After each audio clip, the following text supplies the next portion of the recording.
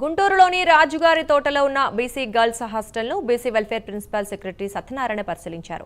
అక్కడ విద్యార్థులతో మాట్లాడారు. వారికి ఎటువంటి సౌకర్యాలు అందుతున్నాయని అడిగి తెలుసుకున్నారు. ముఖ్యమంత్రి ఆదేశాల మేరకు ప్రతి హాస్టల్లో మౌలిక వస్తువులు ఉండేటట్లు చూస్తున్నామని చెప్పారు. ఇక టాయిలెట్స్, డ్రింకింగ్ వాటర్తో పాటు మెనూలో అన్ని రకాల ఆహార పదార్థాలు ఉండేటట్లు చూసుకోవాలని సిబ్బందిని ఆయన ఆదేశించారు.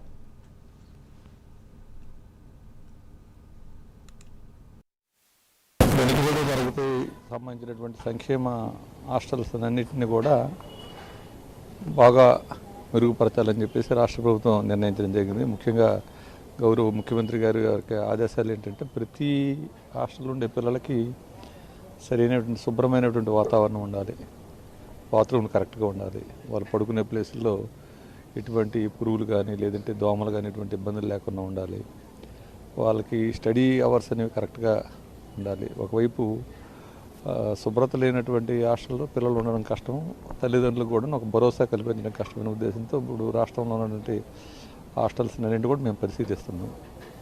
అయితే ముఖ్యంగా ఈ ఊరుకు చూసుకున్నట్టంటే ఇది ముఖ్యమైన హాస్టల్. గుంటూరులో 160 మంది పిల్లలు ఉన్నారు.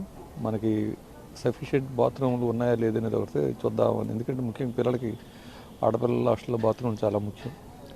ఆ బాత్రూమ్లు ఏర్పాటు చేయడానికి ఇప్పటి వరకు మనం పల్లి ప్రాంతాల్లో అయితే స్వచ్ఛ భారత్ కింద మనం స్వచ్ఛ ఆంధ్ర, స్వర్ణాంధ్ర కింద మనం ఆల్మోస్ట్ ఒక 574 హాస్టల్ పై చిరికి పనులు జరుగుతున్నాయి.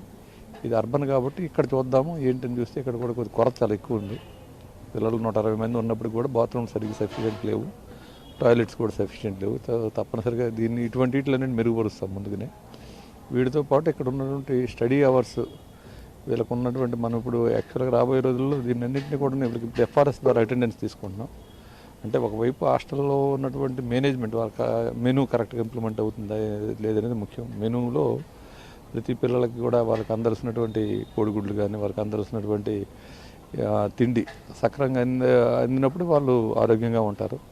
దానిపైన కూడా ఇప్పుడు రాష్ట్రం మొత్తం మీద మనం ప్రతిసారి మానిటర్ చేస్తాం. మనకి ఇప్పుడు 46వ జీవో ఒకటి ఇస్తున్నారు. దాని ప్రకారం ప్రతి హాస్టల్ వార్డును తప్పనిసరిగా ఆ ప్లేస్ ఆఫ్ ఎక్కడైతే పనిచేస్తారో అక్కడ హెడ్ క్వార్టర్స్ మెయింటైన్ చేయాలి.